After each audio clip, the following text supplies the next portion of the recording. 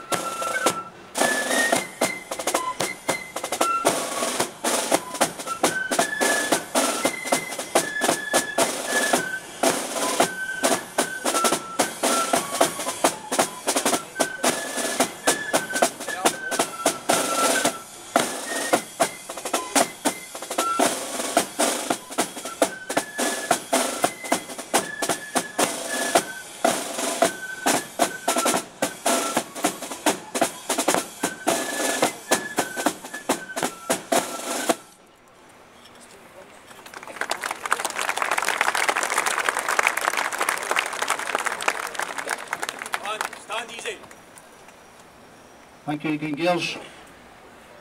What's going to happen now is the chairman is going to stand forward and sign the Ulster Covenant.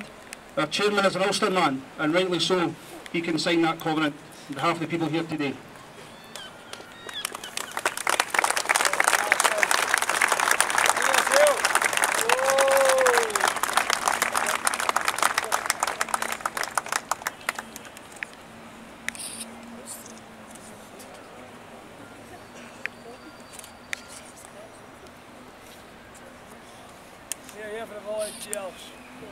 We need a applause for the chairman.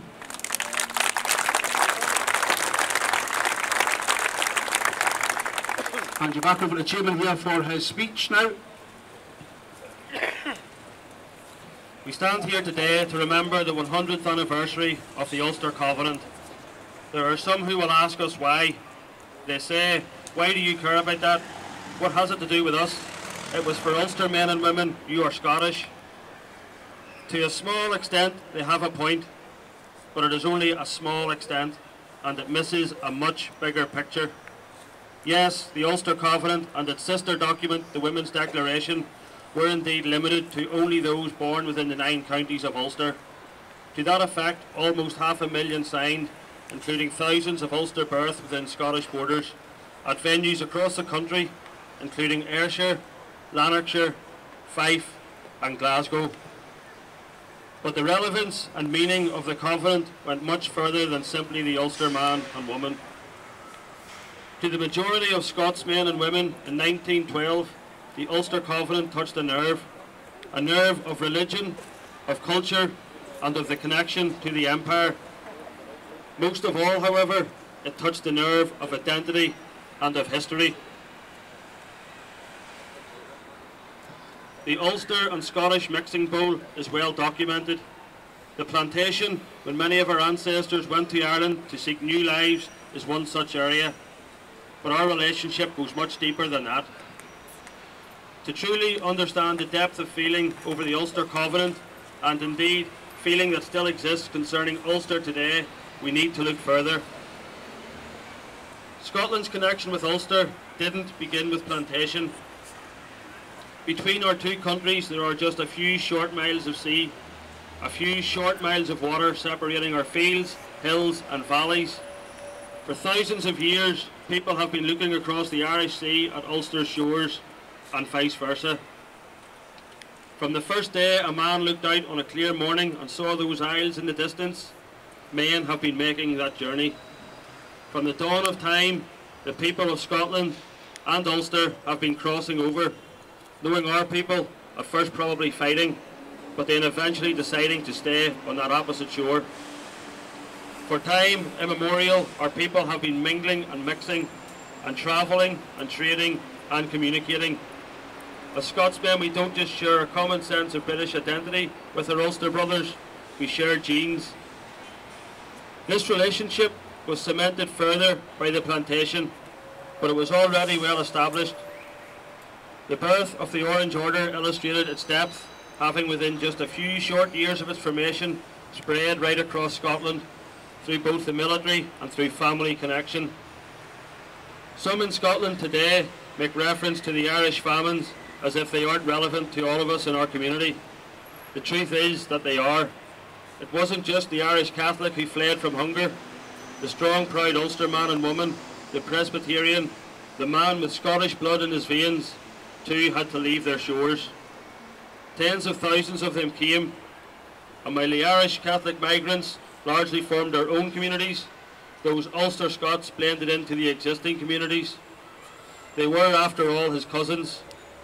Some may not like to acknowledge it, but the truth is only for the arrival of many of those Ulster Scots fleeing the famines, the largest British institution in Scotland today may well not have been formed.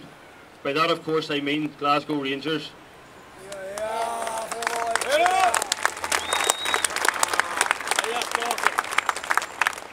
The Industrial Revolution underlined the relationship.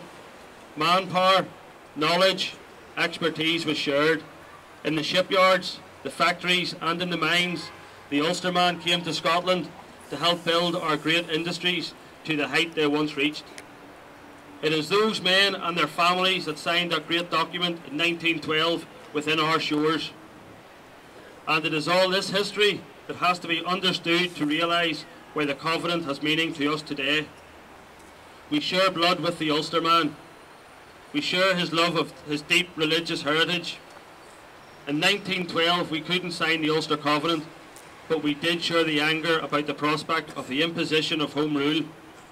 We cared because these were our brothers and sisters. And whilst we couldn't sign that document, a document incidentally that owed its origins within Scotland and our Covenanters, we didn't just sit back. We raised money for equipment and hospitals and of course weapons. We prepared for refugees. In fact, we took a step further and thousands of Scotsmen joined the ranks of the Scottish Ulster Volunteer Force. They drilled like their cousins and if needed were ready to make that journey across the water to fight side by side with them. Later on in 1914, over 100,000 Scots would sign a British Covenant underlying their support for Ulster. The advent of the Great War meant our services weren't called for. They also tragically meant that many of our ancestors and their Ulster brothers would fight and die on foreign soil. But the Covenant of 1912 wasn't forgotten. Despite war, we still shared the desires of our Ulster brothers. In the formation of Northern Ireland, we gave our support, and for the decades to follow, we continued to. When our brothers were ravaged by terrorism, we yet again answered our shared heritage and blood to join them, support them, and help them in their battle. When anyone today says to you, "Why do you care about the Ulster Covenant?" remember all of this.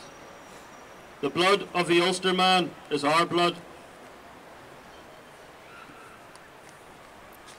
The heritage of the Ulsterman is our heritage. The culture of the Ulsterman is our culture. The Ulster Covenant was our covenant, and today it is still our covenant. So as we gather here today in remembrance of all the brave men and women who have gone before us, We urge you to think about our past, where we are today as a country, where we are heading, and where do you want us to be.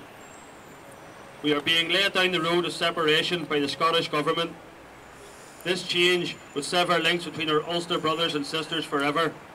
Our shared culture would be diluted and lost forever. Their aim is to break up the union and take away everything that we hold dear. The clock is ticking. We can stop them just by working together.